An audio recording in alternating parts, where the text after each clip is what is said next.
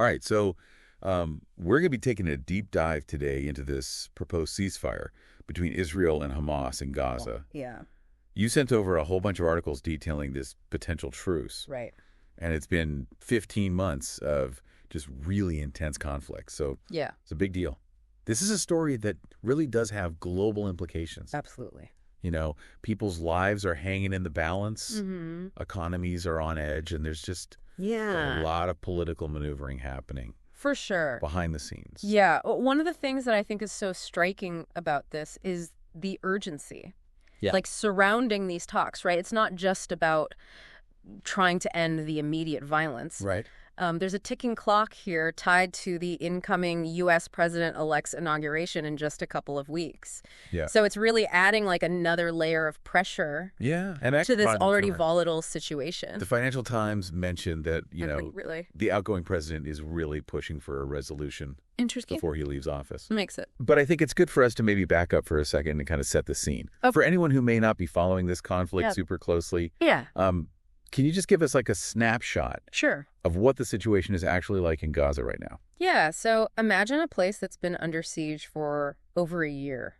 Wow. Gaza's faced, relentless conflict. Yeah. It's resulted in widespread destruction and, just a desperate humanitarian crisis. Yeah. Civilians are just caught in the crossfire constantly. Mm-hmm. They have very limited access to like the basics, food, water, healthcare. The AP News article that I read painted a very grim picture of what daily life is actually like over there. Yeah. But in the middle of all of this, there's this, glimmer of hope. Yeah. With this proposed ceasefire. Fingers crossed. So let's get into it. What are like the key points of what this agreement would actually entail? Okay, so the proposed truce, it was brokered by the U.S., Egypt, and Qatar. And it's designed to be like a phased approach. Okay. So it calls for a 6 to 8 week ceasefire as like an initial cooling off period. Okay. And during this time, Hamas is expected to release 34 hostages that they're currently holding. And in return, Israel would release several hundred Palestinian prisoners. Okay. So, it's a delicate exchange that's aimed at trying to build at least some semblance of trust. It sounds like one of those classic, give a little, get a little situations. Exactly. With incredibly high stakes. Yeah. Oh, right. Definitely. And I think, we have to acknowledge that there are powerful forces. Of course. On both sides. For sure. Who aren't really thrilled by making concessions. Right. And that's where I think the, internal politics within both Israel and Hamas come into play. Yeah. Which could really threaten to derail the entire agreement. Okay. So let's kind of break down those internal dynamics a little bit. So on the Israeli side, we have Prime Minister Netanyahu leading this coalition government. Mm.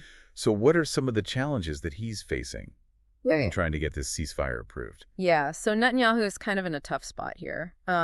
His Likud party is generally considered center-right, but he's dealing with some even more hardline factions within his own coalition. Oh, so even within his own party? Exactly. He's got people to the right of him. Totally. And groups like the Religious Zionist Party and Otzma Yehudit, they're vehemently opposed to the ceasefire and especially to the prisoner exchange. So for those of us who aren't, super fluent in Israeli politics. Right. Can you just give us a little rundown of what these groups actually stand for? Sure. Yeah. So think of them as like the far right of Israeli politics. Yep. The Religious Zionist Party, for example, they advocate for expanding Israeli settlements in the West Bank. Oh, okay. And they have like a very strict interpretation of Jewish religious law in terms of governance. Otzma Yehudit is even further to the right. Wow.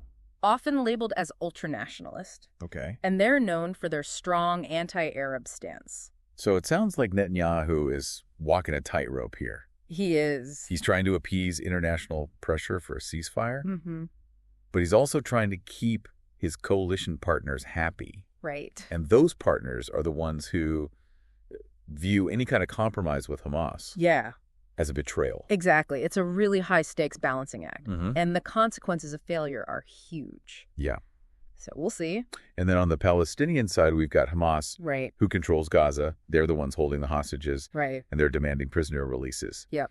But you mentioned earlier that they've been in control of Gaza since 2007. Yeah. So how did that come to be? Yeah, so that's an important piece of context here. Yeah. Back in 2006, Hamas actually won the Palestinian legislative elections. Wow. But their victory wasn't, universally accepted, especially by the rival Fatah party. Okay. This led to a lot of internal clashes. Oh, wow. And in 2007, Hamas ultimately seized control of Gaza in a violent takeover. Wow. So it created this political divide with the West Bank remaining under the control of the Palestinian Authority, which is led by Mahmoud Abbas and Fatah. So for almost 2 decades now, there's been this internal Palestinian divide with Hamas governing Gaza and facing pressure not only from Israel, but also from their own people who are suffering under the blockade. Exactly. It's tough. And the ongoing conflict. It's a really difficult situation. So it's within this incredibly complex web of, internal divisions, political maneuvering, international pressure that this ceasefire is trying to take hold. It really is. Yeah, it's fascinating. It's like watching a game of multidimensional chess. Totally. Where each move just carries these huge consequences. Sure. But even with all of these players and their, kind of competing interests, there are some potential benefits to a successful ceasefire. Of course. Right. Absolutely. So what are some of those? Well, the most immediate benefit would be the humanitarian relief for the people of Gaza. Right. A ceasefire could provide like a window for desperately needed aid to reach people who've been suffering under the weight of this conflict for so long. And we're not just talking about, bandages and aspirin here. No. I mean, we're talking about the basics. Yeah, these articles were talking about severe shortages of basic necessities. Food, clean water, medical supplies, fuel. Things that we often take for granted are just in critically short supply in Gaza. So a ceasefire could be a lifeline for countless people. It's hard to even imagine the daily struggle of living in a place where those essential things are so scarce. Yeah. It's just a really stark reminder of the human cost of this conflict. Absolutely. Which often gets lost. Lost in the politics, for sure. Political debates. Yeah, and you've hit on a really crucial point here. Beyond the politics and the strategic calculations, there are real people whose lives are being just shattered by this conflict, and their stories, their suffering, really should be at the forefront of any discussion about a resolution. For sure, and even with the potential for this humanitarian relief, there are some major concerns, of course, about this ceasefire. Right. Concerns that it might not actually achieve its goals. Exactly. And those concerns, I think, really revolve around a few key questions. Yeah, what are those? Like, can Israel and Hamas actually trust each other to uphold this agreement? Right. Will this truce just be like a temporary pause in the fighting? Yeah. Allowing Hamas to, rearm and regroup. Yeah. And I think maybe most importantly, does this ceasefire even address the root causes of the conflict? Or is it just kicking the can down the road? Those are some big questions. Big questions. And I think we should definitely unpack those in more detail as we continue this deep dive. For sure.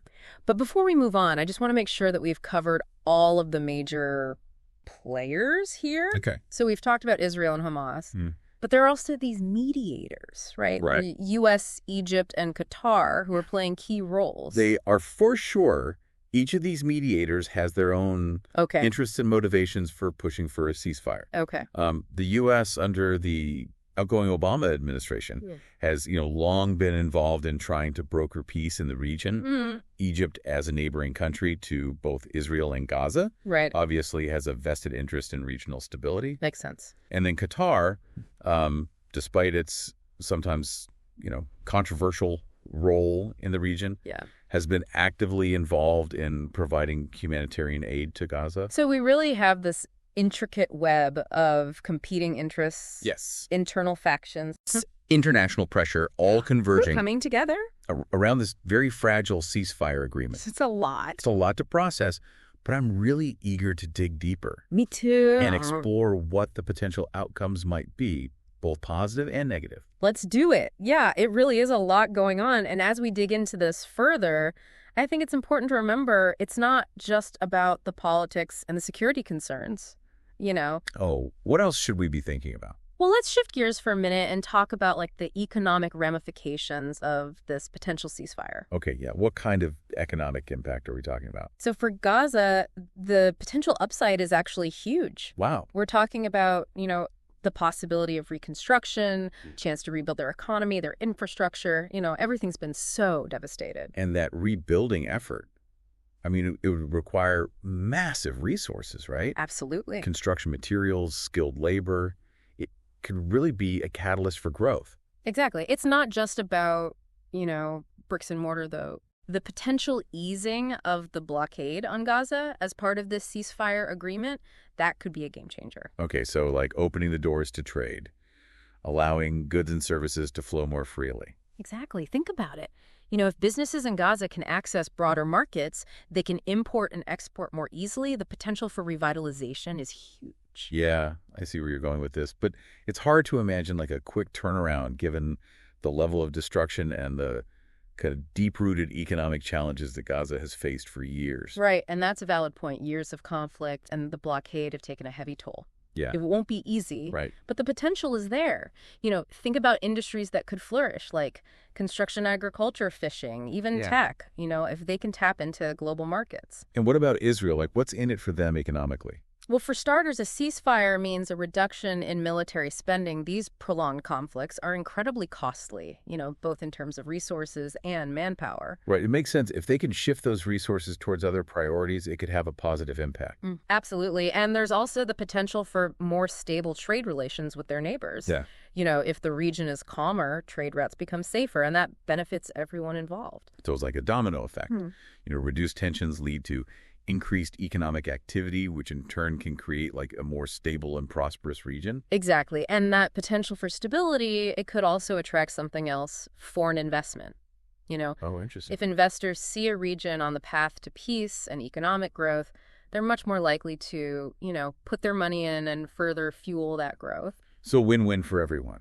Well, not so fast. Okay. We have to remember this region is incredibly complex. Right. It has a long history of conflict and like deep-seated mistrust. Right. We can't just assume that everyone's going to suddenly embrace, peace and cooperation. No. And even if there is a genuine desire for peace, there are practical challenges to consider. Like what? I mean, rebuilding Gaza's infrastructure is going to require immense coordination and resources. Easing the blockade isn't just, a flip of a switch. There are security concerns that Israel is going to have to address. So a lot of potential, but also a lot of hurdles. Absolutely. And that brings us back to those key questions we touched on earlier. Okay. Can Israel and Hamas truly overcome their deep mistrust? Right. Can they work together? Yeah. Can they resist the pressure from those hardliners on both sides who see compromise as a weakness? It sounds like the ceasefire is walking a tightrope between hope and skepticism. It really is. And as we, examine this further, I think it's crucial to remember that the long-term success of any agreement really hinges on addressing those deeper underlying issues that have fueled this conflict for decades. You're talking about things like the territorial disputes, the status of Jerusalem, the question of a Palestinian state, like those really fundamental issues that have been at the heart of this conflict for generations. Exactly. A ceasefire can provide a much-needed break from the violence, a chance to address the humanitarian crisis. But if those core issues remain unresolved, the risk of future conflict remains very, very high. So a truce is just a temporary fix? It can be, unless it's used as like a stepping stone, to something more substantial, a foundation for genuine lasting peace. It makes you wonder if that's even achievable, given the long history of, broken promises and failed negotiations in this region. Yeah, it's a fair question, and one that I think a lot of people are grappling with right now. Right. But, even amidst the skepticism, I do think there's a glimmer of hope. Okay. The fact that this ceasefire is even being attempted with this, high-level international involvement suggests there is a shared recognition that something needs to change. Right. That there's an urgent need for some kind of resolution. And maybe that shared recognition coupled with the potential economic benefits that we talked about. Right. And just the desire for a better future. Maybe that can create the momentum to kind of push past the obstacles and work towards something more lasting. It's certainly a possibility, and one that I think is worth exploring as we continue this deep dive. Right. But before we get too optimistic, I think we need to also delve into the other side of the coin. Okay. What are the potential pitfalls, the factors that could derail this very fragile truce and plunge the region back into conflict? Yeah, that's a sobering thought, but I think a necessary one. For sure. If we really want to understand the complexities of this situation. Totally. So let's unpack those potential pitfalls. What are the biggest threats to the success of this ceasefire?